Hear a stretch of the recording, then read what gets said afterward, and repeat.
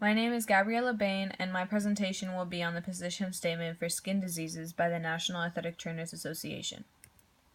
A little background on this is that athletes do many things in their sports, like coming into contact with each other and sweating a lot, which can cause poor hygiene, which leads infections on the skin. When athletes are close to each other, these diseases can be passed on to each athlete, which spreads things like herpes simplex, folliculitis, and tinea capitis. To avoid spreading these infections, all athletes, administration like the coaches on the teams, and health practitioners like athletic trainers must know how to keep cleanliness and to educate the athletes and make sure that all the areas that the athletes use are clean. Types of skin diseases. Fungal infections are things like tinea capitis, which presents as hair loss and has gray scaly patches on the skin. Tinea corporis has round scaly plaque-like things on the skin, which will mostly have raised borders. The treatment for these fungal infections are that for at least 2 weeks, the athletic trainer has to have antifungal treatment and no new cases of the lesions.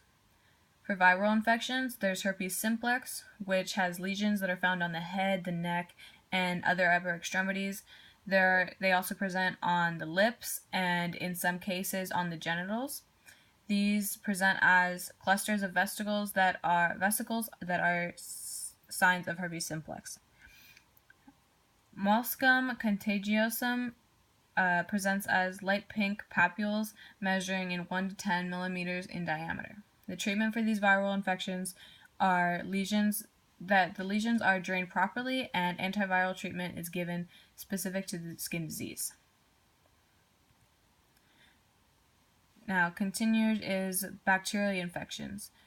Impetigo presents as on the torso or on the extremities like the legs or the arms. Will show as blisters and they break really easily. The borders of them are scaly. MRSA has carbuncles and abscesses. They're a lot of times mistaken with spider bites. The treatment for this is at least 72 hours of antibiotic treatment to be able to return to play. So, why do we need any policies to prevent infections? It's important for athletes and healthcare workers like athletic trainers to know how to keep good hygiene. Keeping good hygiene prevents infections like MRSA or herpes simplex. Most skin lesions are highly contagious, and if one athlete is not cleaning their belongings, then they put the whole team at risk of infection. The symptoms of most of the skin diseases an athlete can contract can interfere with their sports, not to mention it is unhealthy for the athlete. And the most common symptoms for the diseases listed are swollen lymph nodes, redness or itchiness, and skin lesions. The policy for this is that a number of rules need to be put in place and followed in order to prevent infection outbreaks.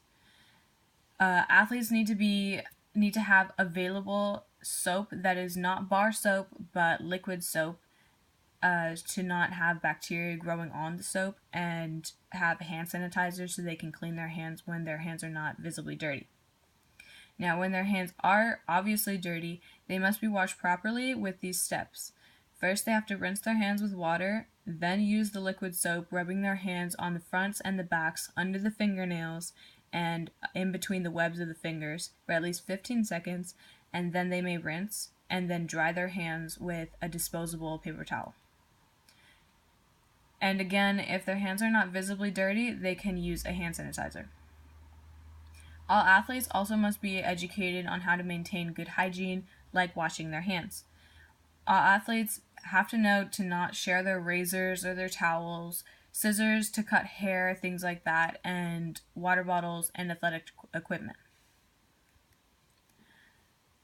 Athletes should always shower after games or practice. Also, if they soil any of their gear, they have to be cleaning their gear daily to maintain no bacteria growing in their clothes or after they sweat and things like that. Athletes with open wounds should not participate in hot tubs or pools where it's going to be publicly to everyone. And if athletes have any open cuts, they should let the athletic trainers know so that the athletic trainers can keep it clean and so that it'll heal faster. Educating coaches will also help prevent athletes from transmitting infections. The custodians should also know what the importance is of keeping everything clean for the athletes so that no diseases are transmitted. In conclusion, most people do not wash their hands very often, and they should because of the risks they are prone to by not following a good hygiene protocol. Not sharing athletic gear and other things that come in contact with potentially broken skin can lower the risk of diseases like impetigo or herpes simplex. Athletes and athletic trainers must be educated in diseases that can occur on the skin by not washing up after a game or by sharing a razor. Keeping the infection rate low in sports will help not interfere with games and team practices. Athletic trainers are the first in line of defense when it comes to preventing any disease or any injuries, so it is important to be educated on them.